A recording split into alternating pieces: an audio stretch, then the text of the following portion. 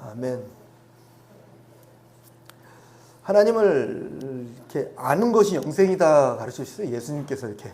영생이 뭐냐면 하나님을 아는 거다. 하나님을 알려면 나를 알아야 된다. 이렇게 요한복음에서 가르쳐 주셨어요. 하나님을 안다. 안다라고 하면요, 뭐 제가 BTS 아는 것처럼 아는 걸 안다라고는 하지 않죠. 안다라는 건 서로 언제든지 교제할 수 있고 서로 언제든지 동행할 수 있는 관계가 됐을 때 안다라고 표현하는데, 예수님과 온전히 교제하는 것, 하나님과 늘 동행하는 것, 그것이 우리가 살아가는 영생입니다. 영생. 멸망을 당하지 않고 영생을 얻게 하려 하심이라. 이게 의미가 그거예요. 멸망이 뭐냐면 하나님과 분리된 상태가 멸망이죠. 마귀의 자녀로 살아가는 삶. 국률함을 받아야 되는데, 하나님의 국률함을 얻어야 되는데 국률함을 얻지 못하는 삶. 너희가 이전에는 국률함을 얻지 못하였더니 이제는 국률함을 얻는 자가 되었느니라 라고 말씀하시는 그 선포 앞에, 이전에는 국률함을 받지 못하는 안타까운 멸망의 삶이었는데 이제는 국률함을 얻을 수 있는 하나님의 백성, 하나님의 자녀, 하나님의 신부, 하나님의 양, 친구, 이런 존재로 살아가는 것이 영생입니다. 영생. 영생을 얻었다. 내가 하나님과 동행할 수 있는 자격을 얻었다. 나 같은 자가 하나님과 온전히 동행할 수 있다는 것. 누가 내가 너와 늘 함께 동행해 줄게. 야, 얼마나 놀라운 겁니까? 조건을 보지 않고 해준다는 것. 조건을 보고는 해줄 수 있어요. 그죠? 사람은 조건 보고 해줘요. 또 저희들 그렇잖아요. 만났을 때 어떤 이득이 올까? 내가 무슨 유익이 될까? 이게 계산하면서 만나긴 해요. 근데 그 계산과 역행해질 때는 이게 만나기를 꺼려해지는 게 인생이에요. 근데 우리 하나님은요, 만나면 만날수록 손해볼 수도 있는데, 자신의 생명까지 내어줘야 하는데, 만나면 만날수록 계속 부족함을 보며 채워줘야 하는데, 만나면 만날수록 그 심장 가운데 너무 아픈데, 그래도 우리를 계속 만나시고 함께 하십니다. 자녀의 아픔을 보는 부모의 마음이 얼마나 속상한지 아십니까? 근데 우리 하나님께서 우리를 보면 더 가까이 오면 올수록 마음이 아프시거든요. 그럼에도 불구하고 그 아픈 마음을 부여잡고 더 가까이 오시는 분이 우리 하나님이세요. 좋은 분이십니다. 그게 영생입니다. 영생. 저 여러분 영생을 누리며 영생을 전하며 세상 끝날까지, 영생이니까 영원한 생명이니까 뭐 끝이 없는 거죠. 사실은 끝이 없어요. 이 육신의 장막만 이제 영원히 썩지 않는 장막의 옷으로 갈아입을 뿐이지 이게 끝이요. 죽지 않아요. 죽지 않아요. 죽음에 대한 인식이 이제 많이 변질되어 있죠. 사실은 사랑의 언어가 변질된 것처럼, 내가 너 없으면 못 살아, 이건 사랑이 아니라 결핍이잖아요. 사실은요. 사랑은 뭐냐면 희생과 아픔과 이럼에도 불구하고 내가 너에게 가줄게가 사랑이잖아요. 너 없이 못 사는 결핍이에요. 저 결핍. 그죠? 결핍이에요. 하나님께서 우리에게 내가 너 없으면 못 살아, 이거는 결핍이에요. 스스로 완전한 사랑을 갖고 계심에도 불구하고 우리가 하나님이 없으면 살 수 없기 때문에 우리에게 오시는 것, 그게 사랑이죠. 이게 왜곡된 표현이에요. 죽음도 그래요. 죽음도 그냥 육신 끝나면 끝날 것처럼 왜곡해놨어요. 그래서 쉽게 이생이다 전생이다 하면서 뭔가 계속 다른 걸로 연결된 것처럼 얘기해요. 근데 아니에요. 이 육신 장막 입고 있을 동안에만 은혜 받을 만한 때요, 하나님의 사랑을 입을 만한 때요, 구원받을 만한 때라는 잠시 기회를 얻은 것 뿐이지 그 외에는 달라진 게 없어요. 영원히 마귀와 함께 지옥에서 살 것인지, 영원히 하나님과 주님을 알아가며 살 것인지, 그 결정 앞에 저희는 영생을 얻었습니다. 영원히 주님과 함께 하는 것. 주님을 안다는 거죠. 주님을 안다. 주님을 안다. 주님과 동행하는 삶이 저와 여러분의 삶인 줄 믿습니다. 동행하면 뭐 하냐면요, 나중에 동행하면 뭐 할지 알죠. 이렇게 육신의 장막을 벗으면 그때는 기회를 상실했다고 했죠. 기회를. 무슨 기회예요? 구원을 받을 만한 기회를 상실한 때가 예수님 다시 오셔서 이 육신의 장막을 벗을 그때. 뭐 오늘이라도 주님이 부르시면 가는 그때. 이 육신의 장막을 벗을 때, 그때가 뭐가 중요하냐면 그때는 이제 구원을 받을 만한 기회를 상실하는 때인 거예요. 은혜를 입을 만한 기회를 상실한 때인 거예요. 그냥 기회를 놓쳐버리는 때가 되는 거예요. 다르게 얘기하면 이제 더 이상 어떤 열매를 맺어야 될 때를 잃어버리는 거예요. 그냥 완전한 열매 가운데 거하던가 완전히 저주 가운데 거하던가 둘 중에 하나가 되는 상황이죠. 이 땅 가운데 주님께서 그럼 기대하시고 우리에게 소망 거신 건 뭐냐면 영생, 영원히 주님과 동행하면서 잠시 육신의 장막을 입고 있는 이때, 은혜를 받을 만한 때, 구원을 받을 만한 이때에 주님께서 기대하시는 그 때라는 기점 안에서 하나님께서 하시는 게 뭐냐면 우리의 삶을 통해서 구원의 은혜가 흘러가는 것, 열매가 맺혀지는 것, 우리에게 좋은 것 주시고 좋은 길로 인도하시면서 우리의 삶 가운데서 주님이 그 때라는 것을 정해놓으시고 하시는 일, 구원하시는 일을 하고 계시죠. 그 일에 우리를 동참시켜 주시는 것, 이게 이 땅의 삶의 목적이고 이유인 줄 믿습니다. 육신의 장막 벗으면 뭐 더 편하겠죠. 근데 잠깐 입고 있는 이유가요, 마치 갑옷을 입고 있는 이유가 뭡니까? 전쟁 나가기 위해서 갑옷을 입죠. 우리가 이 땅에 육신의 장막을 잠깐 입는 이유는 주님께서 하시는 일에 동참하여 걸어가기 위해서 우리가 이 땅에서 육신의 장막을 입고 걸어갑니다. 할렐루야. 장막이 좀 이렇게 자꾸 낡아지죠. 장막이 자꾸 이렇게 안 보이죠. 괜찮습니다. 겉사람은 날로 쇠하지만 속사람은 날로 강해져서 주님 만날 그때가 더 가까워지고 있는 줄 믿습니다. 물론 뭐 가는 때는 하나님 부르시는 때가 먼저지 뭐 누가 먼저인지 몰라요. 그죠? 그게 은혜인 줄 믿습니다. 근데 우리를 참여시키기 위해서 주님이 하시는 일이 무엇이냐면 우리 안에 소원을 주십니다. 우리 안에 말씀을 주세요. 빌립보서 2장 13절에 이렇게 기록하고 있습니다. 너희 안에 행하시는 이는 하나님이시니 자기의 기쁘신 뜻을 위하여 너에게 소원을 두고 행하게 하시나니. 아멘. 하나님께서 우리 바로 부르셔야 되는데 육신의 장막을 잠깐 입혀주시는 이유 있죠. 갑옷처럼. 이 갑옷을 잠깐 입혀주시는 이유. 자기에 맞는 갑옷을 주신 거예요. 그죠? 나는 왜 이 옷을 입었을까? 왜 나는 이렇게 곱슬곱슬거릴까? 제가 청소년 시기에 가장 고민했었어요. 왜 나는 이렇게 한국 사람처럼 안 생긴 걸까? 막 고민을 많이 했었어요. 정말 고민 많이 했어요. 그리고 저희 친구들이 와서 이렇게 졸고 있으면 볼펜을 꽂고 갔어요. 딱 이렇게. 야, 볼펜이 꽂아지네. 막 볼펜 꽂아자고. 여기다 볼펜 꽂고 막 가고 그랬어요. 그래서 저 머리 항상 스포츠로 짧게 잘랐어요. 볼펜 못 꽂게. 떨어지게. 짧게 자르면 짧게 자를수록 티가 안 났으니까. 이런 외모를 주신 이유를 파송 나가면서 알았어요. 이렇게 외모를 주신 이유를 알았다고.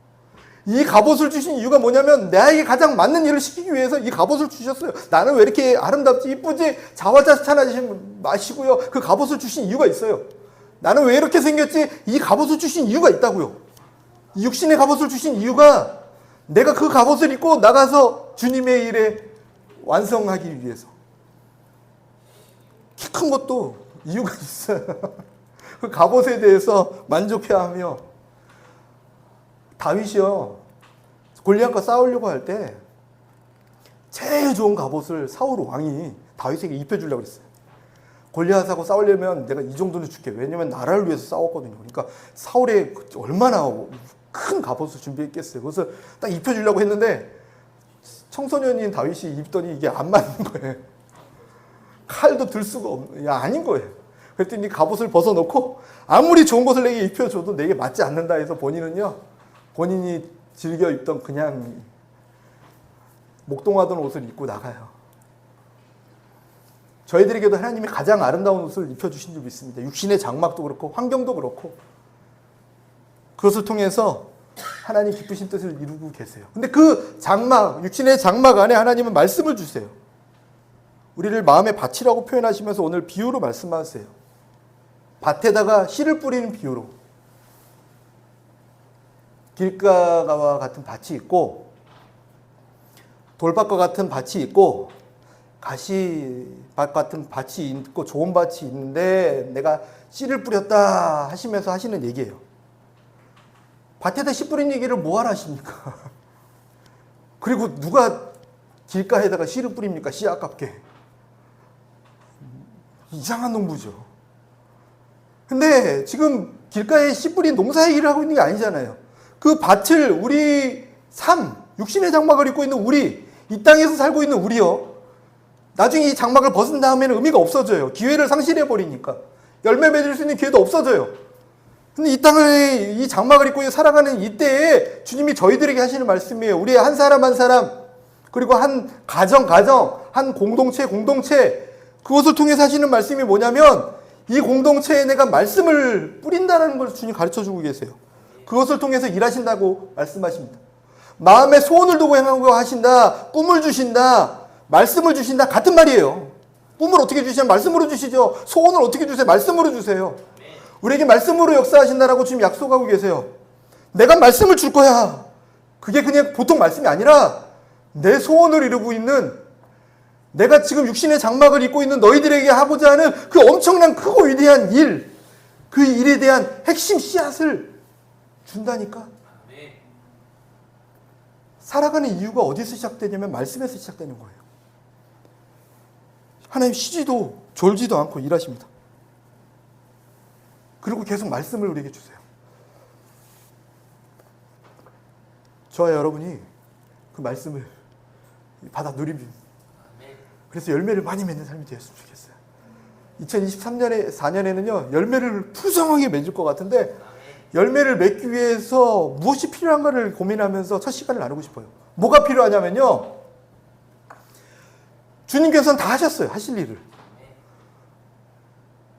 십자가에서 다 이루었다 하셨어요. 이게 나는 다 했다, 내 할 일 다 했다, 이 말씀 하신 거예요. 창조 사역을 하실 때도 첫째 날, 둘째 날, 여섯째 날 다 하셨어요. 그리고 다 하신 다음에 우리 마지막에 만드시고 나 이제 쉴 거니까 너도 쉬어라 하세요. 너 내가 만드는데 좀 거들지 않고 뭐 했어? 이렇게 하지 않으세요. 주님은요. 내가 쉴 테니까 너도 쉬어라. 저 방금 태어났는데요. 알아. 너가 해야 될 일은 뭐냐면 쉬면서 나와 동행하면서 내가 완성하신 일들, 내가 완성한 일을 너의 삶 가운데서 열매를 만들어내는 거야. 너가 하는 일이 아니라 내가 하는 일이야. 포도나무가 열매 맺지. 나무에서 열매를 맺죠. 뿌리에서 영양분을 받아서 나무에서 열매 맺지. 근데 어디에다 맺히려고 하냐면 가지에다 맺히려고 하는 거야. 가지 스스로는 열매를 맺을 수 없어. 잘라져서 그냥 길가에 버려질 뿐이야. 근데 중요한 건 포도나무에 붙어 있기만 하면 내가 너에게 열매를 맺을게. 그러면서 가르쳐 주는 비유의 표현이에요. 너가 그러면 뭘 해야 되냐면 그것을 오늘 가르쳐 주고 계세요. 주님은 다 이루셨어요. 주님 도와주십시오. 주님 저를 통해 열매를 주님이 더 기대하고 계시고 더 하고 싶어 하시는 일이라고요. 구원의 사역도 완성하셨잖아요. 원리는 똑같습니다. 십자가에 달려 죽으시면서 온 세상을 다 구원하셨습니다. 마귀가 있는 지역 있고 뭐 있죠. 뭐 하나님 여긴 저주받았다, 그런 거 없어요. 골고다 언덕에다가 십자가를 딱 꽂으실 때 주님이 선포하신 게 뭐냐면 온 지구는 교회야. 십자가 탑이 골고다 언덕이거든요. 온 지구는 교회라고 하셨어요. 다 교회야. 근데 교회 안에 병든 곳이 있고 아픈 곳이 있을 뿐이야. 그곳을 치료하고 고치는 하나님의 역사함을 우리를 통해서 보여준다고 지금 약속하시는 것 뿐이에요. 이미 모든 것을 승리하셨습니다. 그 승리함 가운데 아직도 구원받지 못한 사람들이 있고, 아직도 전쟁 가운데 있는, 아직도 구원받지 못한 사람들, 주님 뭐라고 말씀하시냐면 요한복음 1장 12절에 영접하는 자 곧 그 이름을 믿는 자들에게는 하나님의 자녀가 되는 권세를 주셨으니, 나를 영접하는 자가 자녀된 권세를 누릴 수 있다고 말씀하세요. 영접하다, 환영하면서 받아들이는 자. 첫 번째로 하나님 말씀을 환영하면서 받아들이는 자. 그 사람이 열매를 맺을 수 있다고 가르쳐주세요. 주님은 모든 일을 하셨는데 관심이 없는 거예요, 사람들이. 주님은 계속 말씀을 하시는 거예요. 내가 길가 갔던 돌밭 갔건 뭐 가시밭 갔건 주님 그거 중요하지 않으세요. 왜냐면 농부가 밭 갈 거니까. 씨 뿌려놓고 걸림돌이 있는 내가, 농부가 잡초 제거하지, 농부가 밭갈이 하지 누가 합니까? 길가고 뭐 상관없어요. 뿌리고 계시다고 말씀하고 계신 거예요. 근데 중요한 거를 가르쳐 주신 게 뭐냐면 길가에 뿌렸는데 새가 와서 물어가 버린대요. 언제 물어가냐면 씨가 땅에 들어가지 못할 때. 우리 마음밭이라고 했죠. 마음밭이 너무 딱딱해서 씨가 들어갈 틈이 없을 때 얼른 와가지고 마귀가 물어간대요. 우리가 하나님의 마음에 관심이 없고 하나님 말씀에 관심이 없을 때, 세상 것에 관심이 있어서 세상 것만 보고 있을 때 그런 표현을 뭐라고 하냐면 이 마음이 딱딱하다라고 표현해요. 마음이 딱딱해서 하나님의 마음에 관심, 말씀에 관심이 없을 때 새가 와서 물어가는데 마귀가 얼마나 좋아하는지 아십니까? 야, 하나님께서 아무리 열심히 노력해봤자 혹 가서 먹고 내 먹이만 생기네. 저 이거 너무 싫어요. 마귀가 와서 뺏어먹는 거 생각만 하면, 새가 와서 물어가는 것만 생각하면. 오늘 말씀해 보니까요, 15절에 말씀을 들었을 때 사탄이 즉시 와서 그들에게 뿌려진 말씀을 빼앗는 것이요. 여기에서 저는 이 즉시 와서란 단어가, 야, 얼마나 마귀가 급하면 조금이라도 신길까봐, 이 씨 뿌렸는데 씨가 뾰족해가지고 조금이라도 박혀버리면 어떡해요? 얼마나 놀래요, 그죠? 그럴까봐 얼른 와서 물어간다는 거예요. 주님께서 우리에게 늘 말씀을 계속 하시는 거예요. 내가 너를 사랑한다. 내가 너를 통해서 하고자 하는 일이 있다. 계속 말씀하시는데 그게 우리의 삶에 조금이라도 박혀버릴까봐, 듣고 깨달아버릴까봐 조바심을 내면서 와서 물어가는 존재들이 있다는 것을 기억한다면요, 너무 좋겠습니다.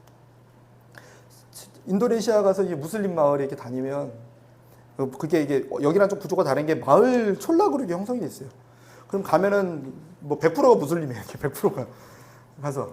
왜냐하면 무슬림 아닌 사람은 그냥 그 안에서 버텨낼 수가 없기 때문에 거의 100%라고 보는 게 맞아요. 마을 들어가서 복음 전하면요,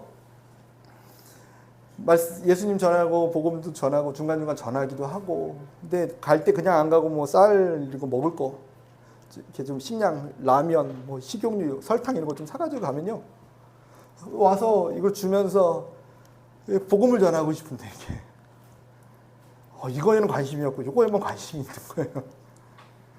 제 말이에요. 이 말씀을 보면서 그게 생각이 났어요. 하나님의 말씀에는 관심이 없고 이 세상의 것에만 관심을 가지니까 아무리 얘기해도 안 들리는 거예요. 하나님께서 당신을 사랑하시고 당신이 이끕니다. 그러면 무슨 얘기하냐면 언제 설탕 또 줄 거냐고, 언제 이거 또 주냐고, 이 얘기만 하면요, 너무 안타깝더라고요. 그 안타까워하는 마음이 저도 조금은 맛봤는데 하나님께서도 지금 우리 가운데 계속 씨를 뿌리고 계세요. 당신의 계획을.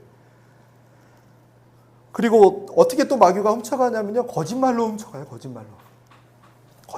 아담과 하와에게 하나님 말씀하셨죠. 동산 각종 나무 열매는 마음대로 먹되 선악을 알게 하는 나무 열매를 먹지 말라. 내가 먹는 날에는 반드시 죽을 것이다 말씀하셨어요.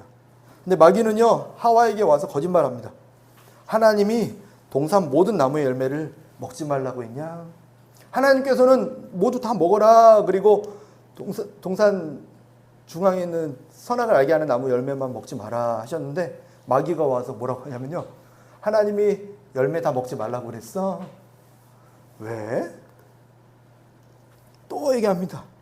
너희가 그 선악을 알게 하는 나무 열매 먹으면 하나님처럼 눈이 밝아져서 하나님과 같이 선악을 알게 될 거야.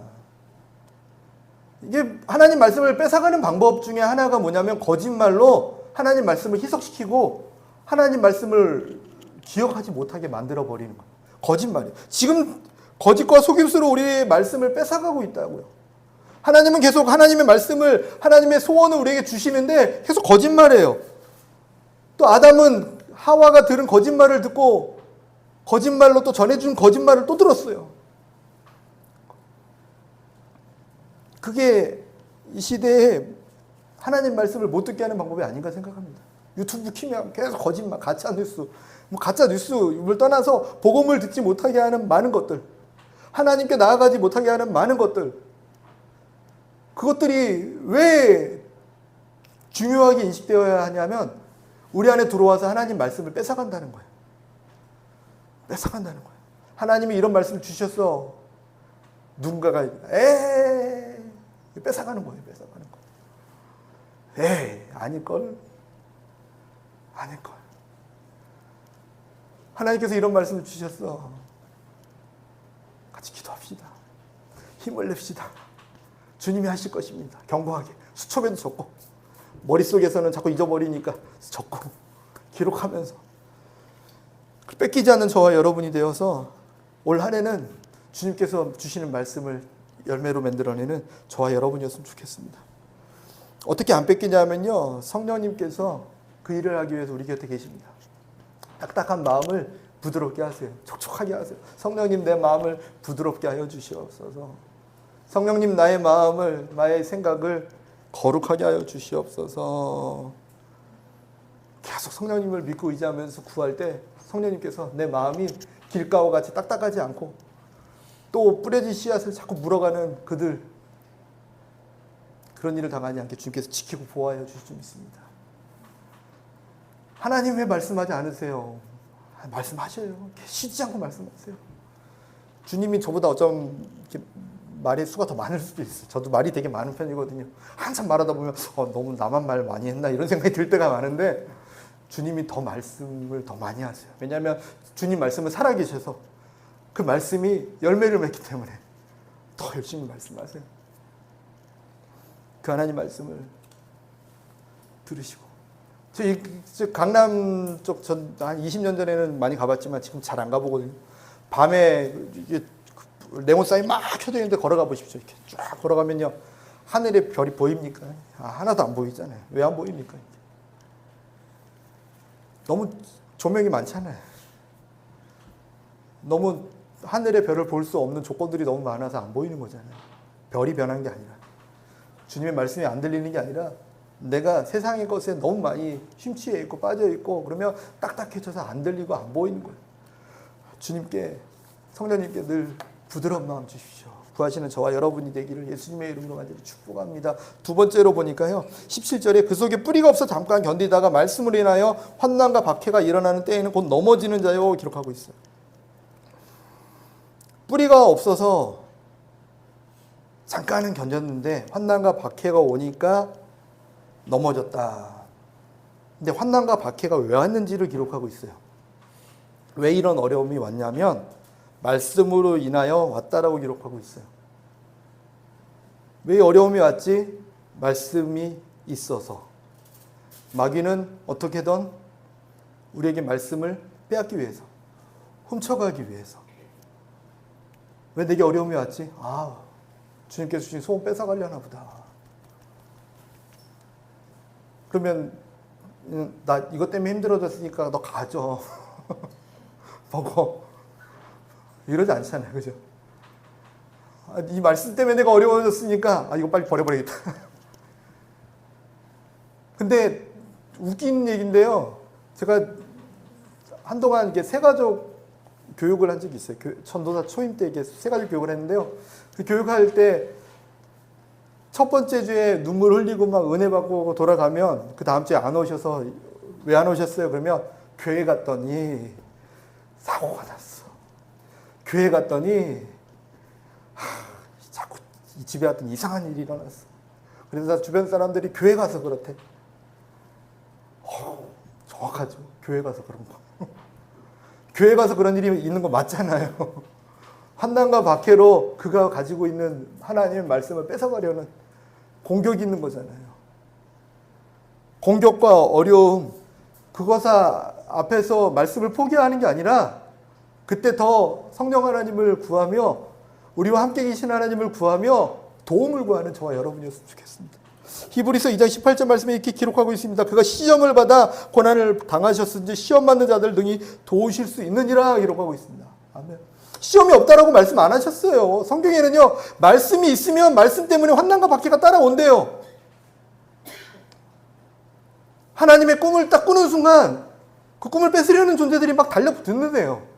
하나님 왜 이 어려움을 해결해 주지 않았습니까? 막아주지 않았습니까? 아니요. 영적 원리를 정확히 알고 가라고 주님이 미리 가르쳐 주셨잖아요.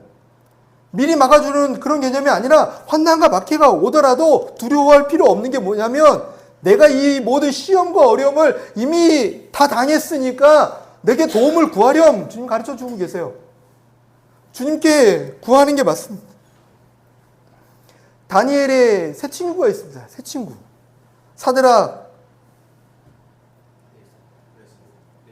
메사, 아벤. 예. 이름은 중요하지 않아요. 제가 몰라서 그래요. 까먹어서 그래요. 감사합니다. 그 친구들이요. 당시에 바벨론의 왕이 느부갓네살 왕이 금시상을 만들고 거기에다 절하지 않는 자는 저 용광로에다가 던져버리겠다 얘기해요. 근데 그는 결심합니다. 하나님 외에 다른 우상에게 절하지 않겠다. 주님 말씀을 여기다 품어요. 나는 하나님만 경외하는 삶이 될 것이다. 여기다 하나님 말씀을 품었단 말이에요. 금시상을 갖다 놔도 절할 수 없어요. 근데 이 말씀이 없다면 그는 너무 편했을 거예요. 그냥 절하면 되죠. 근데 여기에 말씀이 있으니까 할 수가 없는 거예요. 이 말씀을 버리던 내가 이 말씀을 붙들던 둘 중에 하나를 결정하는 거죠.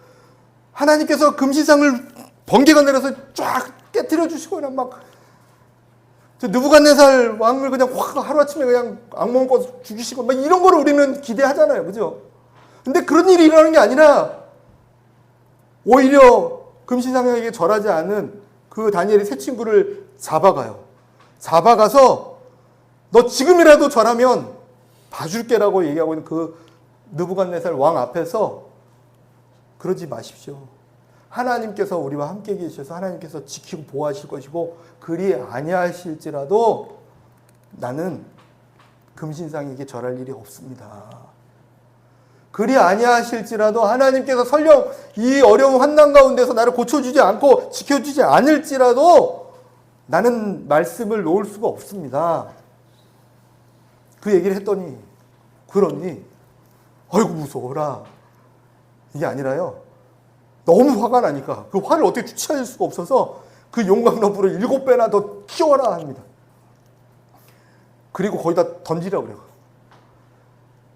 종들이 다니엘의 친구들을 데리고 올라가서 용광로에 던지려고 하는데 그 옆에 있던 사람들이 던지기도 전에 그 불에 불타 죽었다고 성경이 기록하고 있고요. 실제로 던졌는데 그 안에서 전혀 타지가 않았대요. 성경에 어떻게 기록하고 있냐면 다니엘 3장 27절에 총독과 지사와 행정관과 왕의 모사들이 모여 이 사람들을 본즉 불이 능히 그들의 몸을 해하지 못하였고 머리털도 그을리지 아니하였고 겉옷빛도 변하지 아니하였고 불탄 냄새도 없었더라. 아멘. 어떻게 하지? 머리털 하나 상하지 않았다고. 불탄 냄새조차 없었대. 불탄 냄새조차.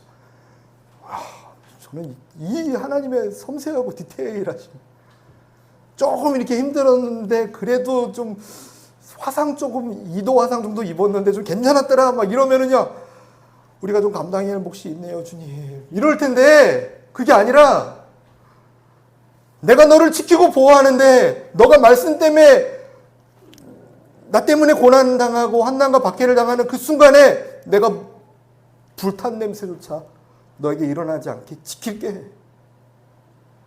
머리털 하나 그을리지 않게 내가 지킬게. 와, 머리털 하나도요? 불탄 냄새조차도요? 삼겹살집만 가도 냄새 배우는데 어떻게 이 용광로 속에 던졌는데 불탄 냄새조차 하나 안 일어나게 하십니까? 저와 여러분에게 하나님 이 도전을 하고 계세요. 올해는요 주님의 도우심을 구하였으면 좋겠습니다. 주님께서 시험을 당하셨으니까 이 시험을 능히 이기게 도와주십시오. 말씀을 여기 있어. 이 말씀 때문에 내가 어려운 것 같아. 너네들 물고 가라. 주는 게 아니라 붙들고 갔으면 좋겠습니다. 주님께서 주님의 일을 하십니다. 시험은 어떤 시험을 당하셨냐면 예수님께서 이미 당하신 시험을 기록하고 있어요. 이렇게. 마귀에게 시험을 당하셨다. 그것도 성령님께 이끌림 받아서 말이 아마 이상하잖아요. 그죠? 성령님께 인도함을 받았는데 그곳이 마귀에게 시험을 당하신 곳으로 이끌림을 받으셨다. 뭔 말인지 알 수가 있습니까? 근데 우리로 적용해 볼까요? 우리를 성령님께서 붙들고 완전히 이끄시는데 마귀에게 시험 받는 자리로 가게 하셨다. 하나님 마귀가 있는데 왜 가만두십니까? 아니요. 그 시험 가운데 능히 이길 수 있는 힘을 주님께서 이미 완성하셨습니다. 돌을 떡으로 만들어라. 하나님 말씀으로 사는 거지 떡으로 사는 게 아니야. 나는 그 고백으로 믿음으로 이기라고 하세요. 너가 정말 하나님의 아들이어든 그 성에서 뛰어내려봐. 하나님의 아들인데 하나님의 아들다운 모습이 하나도 없잖아. 하나님의 아들이면 뭔가 보여줘봐. 왜 이렇게 힘들고 어렵게 있어? 하나님의 아들이면 뭔가 보여줘봐. 아니, 주 하나님을 시험하지 마. 하나님은 시험의 대상이 아니라 믿고 의지하는 대상이야. 정말 너가 이 온 세상을 갖고 싶다면 내게 절 한번 하지 않겠니? 오직 나는 하나님만 예배할 뿐이야. 예수님께서 앞서서 그 일을 감당하셨습니다. 우리에게 뭘 말씀하시냐면 나와 동행하자. 나의 멍에는 쉽고 가볍다. 수고하고 무거운 짐진 자들아 너희들이 질 건 내가 다 십자가에서 졌어. 내가 진 십자가의 무게는 너에게 쉼과 안식을 주기 위한, 가벼움을 위한, 나와 동행을 위한, 온전하게 걷기 하기 위한, 이 땅에서 온전한 열매를 풍성하게 맺기 위한 한 과정이 있는데 그것을 능히 이길 수 있는 힘이야. 십자가의 능력을 바라보며 이겨다오. 하나님께서 저희들에게 놀라운 일을 하실 것인데 그 놀라운 일 가운데 계속 이런 일이 일어날 수 있어요. 저는 이거 빼고 싶어요, 사실은. 이런 일이 안 일어났으면 좋겠다. 근데 일어나더라도 두려워할 게 아니라 주님이 행하셨지. 주님이 이기셨지. 내가 너와 대대로 싸우리라 말씀하셨던 여호와는 깃발이시다. 여호와 니시 하나님 보면서 아말렉과의 전쟁에서 내가 너 싸워서 이기게 할게. 대대손손 이 사건을 기억하고 기록해다오. 저와 여러분의 삶 가운데서도 승리의 하나님께서 베푸신 그 은혜와 능력을 믿고 살아가는 한 해 되었으면 좋겠습니다. 성령님께서 하셨습니다. 눈앞에 뭐가 다가와도요 두려워하지 마십시오. 주님이 하십니다. 정말로요. 주님이 하세요. 별거 있습니까? 인생 계속 이제 늙어져 가니까 더 별거 없는 것 같은데 그렇다고 별거 없는 건 아니에요. 주님께서 거시는 기대는 너무 커요. 별거 없다라고 얘기하는 건요, 이게 우리가 막 이렇게 몸부림칠 이유가 없다는 표현이죠. 정말 하나님 입장에서는요, 어마어마한 인생이에요. 하루를 우리에게 살게 하신 이유는요, 그분이 생명을 거시면서 하셨던 어마어마한 투자예요. 그것을 기억한다면 주님의 투자에 걸맞게 이 투자자가 빵빵하잖아요. 말씀 주시고 그분의 열매를 맺어갔으면 좋겠습니다. 세 번째로 오늘 보니까요. 19절에 세상의 염려와 재물의 유혹과 기타 욕심이 들어와 말씀을 막아 결실하지 못하게 되는 자요 기록하고 있습니다. 뭐 환난과 박해가 있으면 더 부여잡고 기도했나 봐요. 이렇게 저희들 잘하는 게 뭐냐면 이제 좀 어려움이 왔다 그러면 기도해 주세요. 기도 제목을 나누면서 혼자서 어려우면 합심해서 기도하는 거. 이게 너무 놀라운 지혜인 것 같아요. 합심하여 기도하는 거. 그럼 능히 이 어려움을 이길 수 있습니다. 하나님께서 도우시니까. 그럼에도 불구하고 또 한 가지 열매 맺지 못하는 요인이 뭐냐면 싹은 자라서 조금 자라는데 이제 열매를 못 맺게 만드는 어떠한 방해가 있는데 세상의 염려, 재물의 유혹, 기타 욕심 그게 들어와서 결실을 막아버린대요. 염려라 하면요 정의가 뭐냐면 이게 생각이 나뉘는 게 염려거든요. 세상의 염려면 뭐냐면 세상에 내 생각이 반이 가고 하나님의 나라에 내 생각이 반이 가는 상황. 이스라엘 백성으로 따지면 한 발은 여호와께, 한 발은 바알과 아세라에게, 한 발은 하나님을 예배하며 찬양하는 곳에, 한 발은 나의 즐거움과 나의 만족과 이 땅에서의 여유로움과 이것 그 양쪽에 놓고 있는 것을 염려라고 해요. 하나님 따라가기 위해서 이거 잃어버리면 어떡하지? 이게 결실을 막아버린대요. 하나님 온전히 따르기 위해서 내가 지금 갖고 싶어하는 이거 뺏기면 어떡하지? 주님 말씀 붙들기 위해서 주님 이거 달라고 하면 어떡하지? 아들을 달라 하시면 나는 이제 어떻게 살지 아들 없이? 만약에 세상에 염려가 있었다면 아브라함은 이삭을 바치지 못했을 거예요. 결실하지 못하게 하는 요인 중에 하나가 세상 염려래요. 재물의 유혹이 막아버린대요.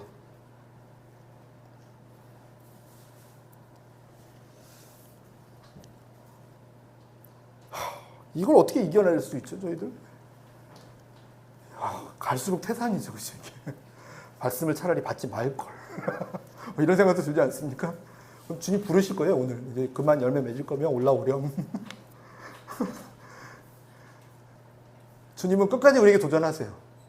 이 땅 가운데 열매를 맺어야 되기 때문에. 끝까지 포기하지 않으세요. 이 일을 계속 하실 거예요. 그렇다면 우리가 빨리 포기해야 돼요. 염려를 일단 포기해야 돼요.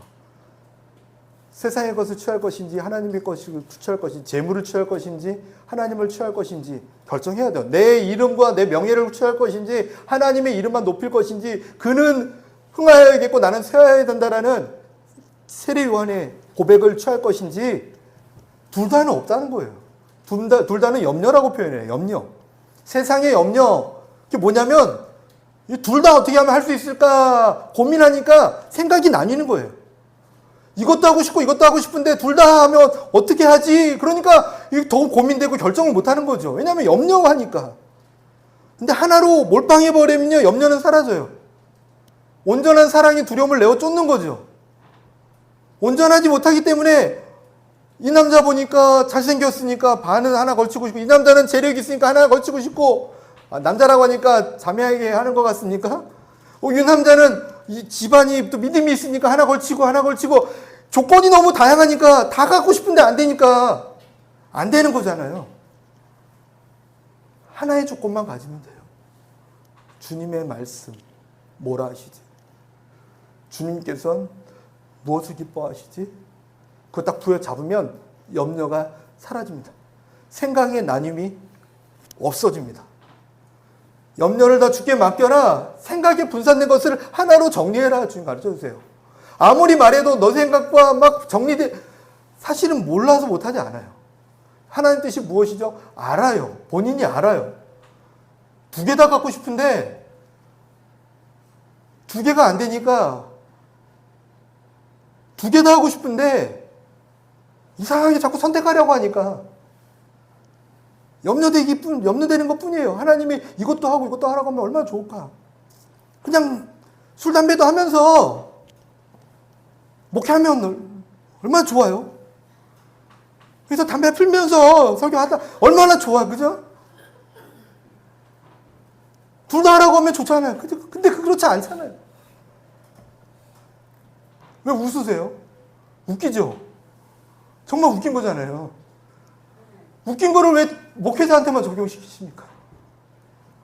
저와 여러분에게 동일하게 적용되고 하나님의 모든 백성에게 동일하게 적용되는 거죠. 뭐라고 하는 건 아니고요. 저희들 올 한 해 열매 맺기 위해서 기억했으면 좋겠다는 거죠. 염려가 결실을 막는다. 염려를 빨리 주님께 던져버리는 거. 성령님 오시옵소서. 거룩하신 성령님 나의 염려를 붙들어 매주시옵소서. 그럴 때 열매를 맺을 수 있습니다. 왜 내 삶의 열매가 안 맺히지? 왜 내 삶은 아직까지 이렇게 열심히 하는데 열심히 한다고 열매 맺는 게 아니라 열심히 할 필요 없어요. 열심히 하는 게 아니라 충성되게 순종하는 거예요. 열심히 해서 무너졌으면 여리고성 돌 때 하루에 100바퀴씩 돌죠. 그게 아니잖아요. 하루에 한 바퀴만 돌아라. 7바퀴 충분히 돌 수 있었죠. 마지막 날에 7바퀴 돌았으니까. 매일매일 21바퀴씩 돌아라.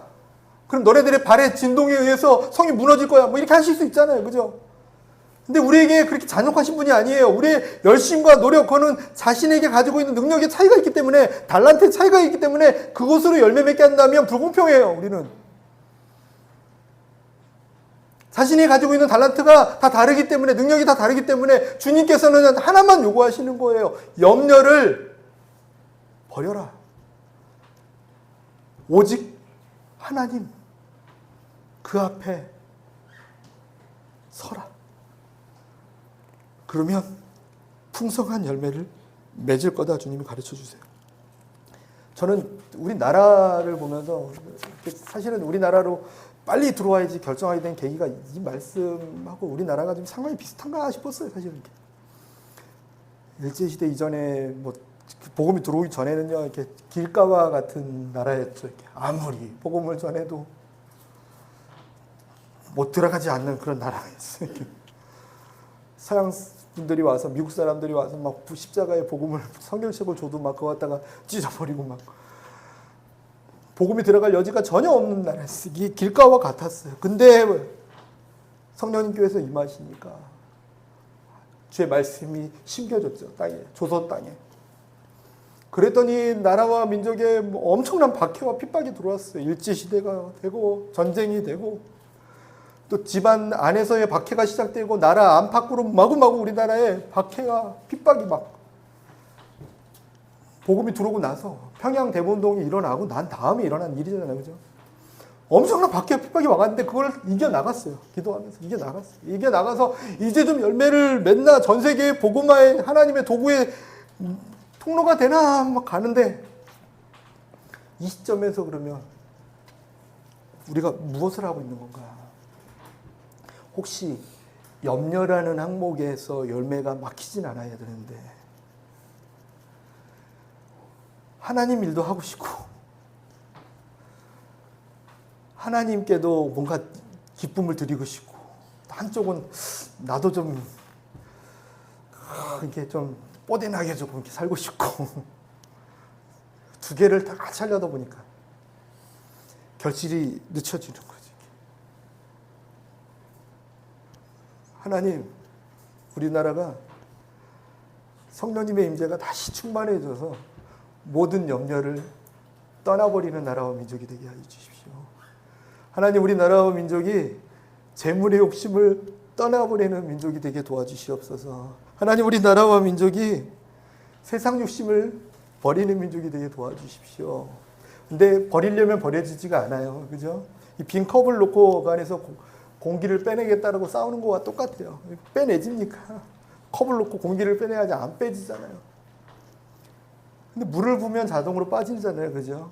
세상의 것을 빼내는 방법은요, 성령님을 우리 안에 모셔드리는 거예요. 성령님, 내 안에 다시금 충만하게 오시옵소서. 오셔서 나의 마음을 주님께서 기뻐하시는 부드러운 마음이 되게 하여 주시고, 나의 마음이 오직 하나님만 바라보며 믿음의 사람으로 설 수 있도록 견고하게 하여 주시고, 지금 나의 마음이 염려가 사라져 오직 하나님만 볼 수 있는 마음이 되게 주님 도와주시옵소서.